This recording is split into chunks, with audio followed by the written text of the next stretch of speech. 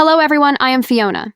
In this video, we will show you the whole process of using an EPS cutting machine to cut EPE foam materials. The EPS cutting machine is usually used to cut EPS materials, both white EPS and gray graphite material. We are trying to use the EPS cutting machine to cut EPE materials today. Cutting wires distance, 25. Cutting thickness, 23 mm melting point, 2 mm.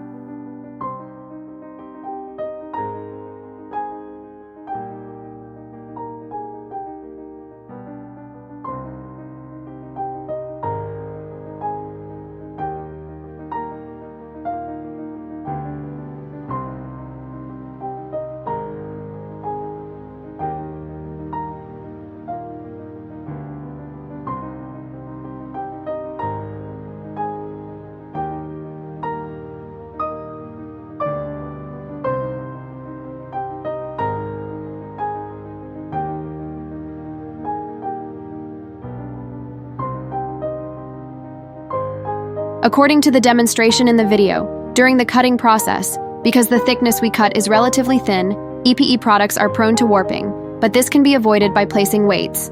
Another issue for EPE is that during cutting, it can easily produce a lot of white smoke.